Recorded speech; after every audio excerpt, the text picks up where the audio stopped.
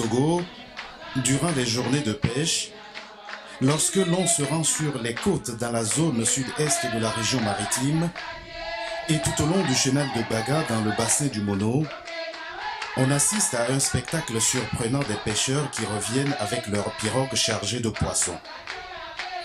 À leur retour, ils sont accueillis par des femmes prêtes à les écailler, nettoyer et vider avant de les faire fumer. Ces femmes, appelées marailleuses, travaillent souvent en groupe et fournissent un effort considérable pour servir des produits de bonne qualité à leurs clients.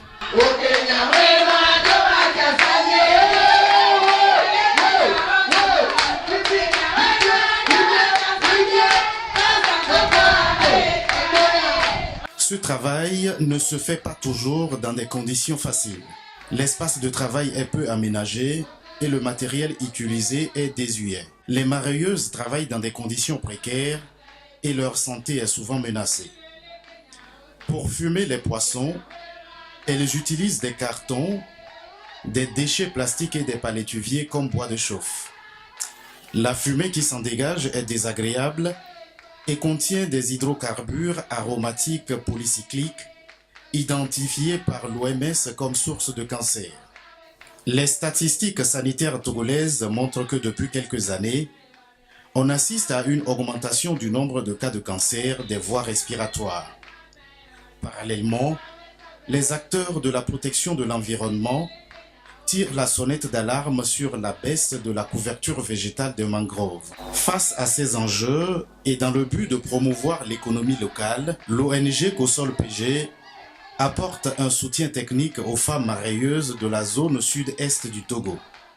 Des formations adaptées aux besoins de ces femmes sont données. Des fours écologiques permettant des gains d'énergie et une meilleure productivité ont été réalisés. L'accompagnement technique pour l'adoption de nouvelles pratiques est permanent. Tout ce processus bénéficie de l'appui financier de l'État français qui s'engage pour un monde meilleur et durable aux côtés des populations locales. Votre projet montre que la défense de l'environnement et l'élévation du niveau de vie peuvent fonctionner ensemble. Sur le genre, je tiens à présent, mesdames les marailleuses, je tiens à vous saluer. Vous n'êtes pas seulement bénéficiaires du projet, vous en êtes les actrices, vous en êtes les forces vives. Grâce à votre engagement avec l'ONG Kosol PG, les vrais bénéficiaires sont vos familles, vos communautés. La dimension genre est très importante pour nous, car avec vous, nous souhaitons montrer que le développement du Togo doit beaucoup aux femmes et à la reconnaissance de leur travail.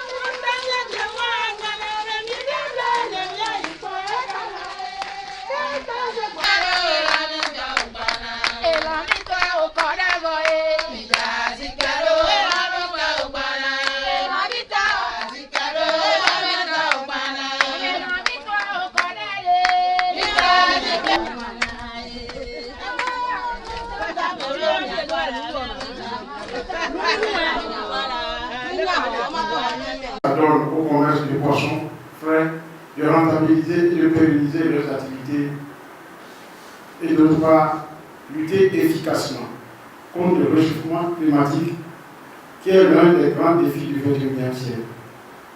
L'utilisation de ces fours permettra aux populations locales de veiller à une meilleure sauvegarde des écosystèmes de mangroves et à la conservation de leur biodiversité. La préservation de la biodiversité, c'est un enjeu de taille de nos jours. Et de la population togolaise. La pérennisation de ces efforts passe par une plus grande mobilisation des acteurs et des financements adéquats. C'est cet engagement que le président français Emmanuel Macron a renouvelé lors du sommet mondial sur le changement climatique à Bonn le 15 novembre 2017. Je souhaite que le maximum d'États européens puissent à nos côtés, justement tous ensemble, compenser la perte de financement américain. Mais je peux vous garantir d'ores et déjà qu'à partir de 2018, pas un centime ne manquera au GIEC pour fonctionner, avancer et continuer à éclairer nos décisions.